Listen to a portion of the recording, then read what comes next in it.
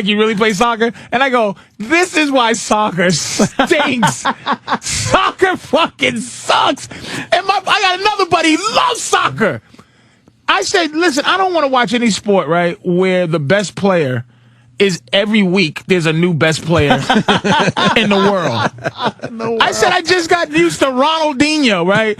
Now some douchebag from Argentina is the best in the world. He's the guy. Jordan was the best guy for 10 years. Yeah. Before people argue that someone else was the best. On anything. It's like this guy in Argentina, last week Ronaldo or somebody was the guy. Yeah. This week it's another fucking guy. There's always a new guy. And no one cares. I tweeted one time, soccer sucks. I've never got so many they're passionate. Threatening soccer fans. Really? Twits. You fat fucking fool. But soccer stinks. Well, it fails here miserably anytime they try to bring it to the U.S. No one wants to watch it. Big reason why, listen to the sports thing, greatest point ever made about soccer. Our best athletes go to the big four. Yeah. Which hockey being probably the fourth one. I would think. I would have to agree. Yeah. You know, you're a great athlete. You go. We got plays for Patrice. Yes, Danny. Go ahead, make your point. I'm sorry, Patrice. Oh no, but I was going to say that the fourth. But soccer. If LeBron James plays soccer, we might like soccer. Like if our best athletes play soccer, I'd watch it. But our 15th best athletes play against their first best athlete. Yeah, because the world loves soccer. We fucking hate it. So we get nobodies that play soccer. Stars. That's why the world hates us. The rest of the world is playing soccer, and we're like, whatever. Stinky we don't want to sport. acknowledge your dumb sport. We want to play the great sport football and no one else plays. Right. And call ourselves the world champs. Yeah. No one else plays it. The world champions. I used to laugh at that of the United States. I'm like, but what about the team in I don't know, Russia? What football? But like we are, we're pompous. Are there any other fucking football teams like in? They tried to make Europe. This is what they tried to do. They tried to make a European football league, but that went nowhere. I know we got to ship teams over there every so often just to play games. And we start promoting it now. It sells out Wembley Stadium, but that's like there's 70 million people in England, and they sell out 50,000 in Wembley. But it takes up to the time of the game to sell it out. Yeah. Even though it's a great, football is a good sport. Canada plays, but no one gives a shit about Canadian football. No. Let's be honest. It is a weird fucking sport, man. It's just living in Buffalo. You got to peek at the CFL. It is strange. Why not just play regular fucking football? Are they just so fucking fixated on soccer? Listen, the world, when I used to travel around, I used to wonder what it was. They love, I used to sell popcorn and peanuts and shit at the Boston Garden. You used to run around and do that shit. You really did that? I swear to God. Popcorn here, peanuts here. I mentioned it over the years, but you really did. Ice cream here, yeah, pizza here. So, got the beef here. So, I used to go, this game makes me sick. But if you know what hockey is and know why they will have a face-off at some point, why there's a missing goalie, why there's a penalty shot, when you fucking know the rules, hockey's interesting. When you know the rules of soccer, it's probably where you go, he fucked up. The guy should have ran around instead of straight. Even without the ball, so you go, the excitement of almost him. Yeah. That's why you get the argument of basketball and soccer, the point scoring. What if you didn't score points in basketball? It'd be like, am I really watching these guys try to figure out dribbling the ball around fucking score? But isn't soccer the one sport where they could just do commercial breaks while the game's still going on? They come back. It doesn't stop. Right? They come back. They know most likely you're not going to miss anything. It's 90 minutes of nonstop action. So they're like, we're going to take a 5-minute commercial break, and we know that you're not going to miss anything. Of these fucking dishwashers and cooks running around for 90 minutes. Have you heard this soccer clip? No. Oh, we played it 2 days ago. Yeah, I love this guy. What's the setup, Dan, for Patrice? Basically, this sideline reporter is reporting on a soccer game, and when they throw to him, he has no idea what's going on. He's the sideline reporter, like Danny said. So, they're going to him. Listen to this.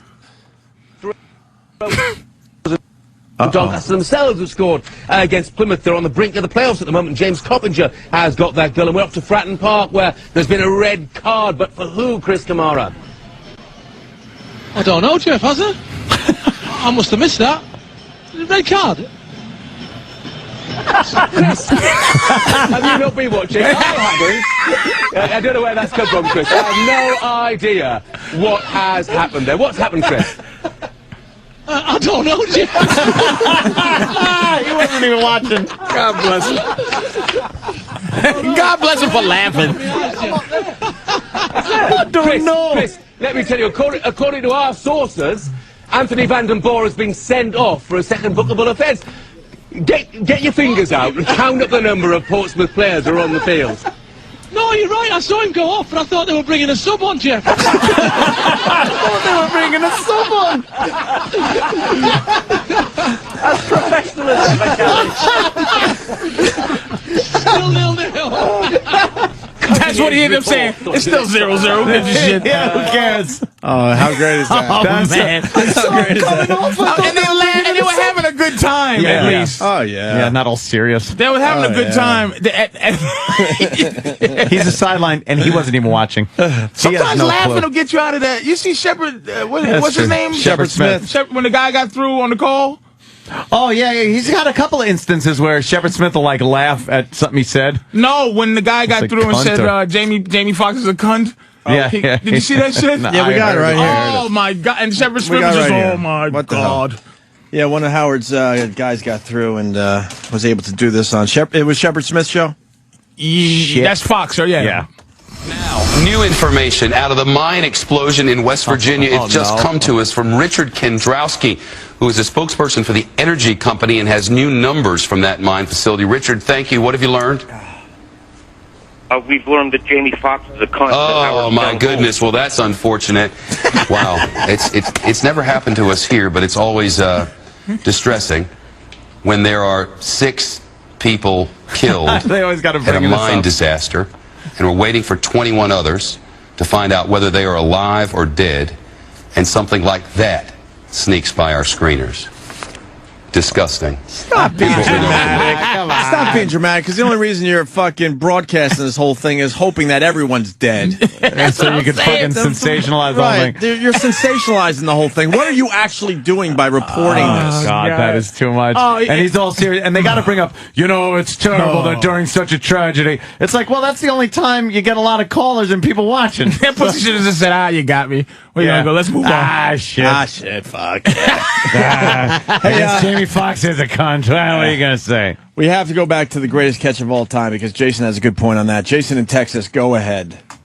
Hey, boys. Hey. I just want to make the point that most of these spectacular baseball plays are done by weekend softball players that have had a six-pack, put back. So, I mean, it happens all the time. Come on.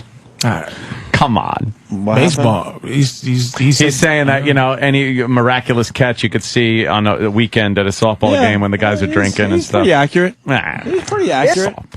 He's pretty accurate. I still to this day was trying to figure out how to just please tell me how to watch baseball. Because there's nothing going on from now till late August. When I can watch spring practice games in college on ESPNU, where they'll actually air Florida's inter-team scrimmage. But until then, I gotta watch baseball. I'll tell you this much about baseball, though: when the playoffs hit, holy shit, it's way more exciting. Everything, though, it kicks in. I guess, but baseball especially, man, you feel every pitch. You really do. Each hit is each thing is important, right?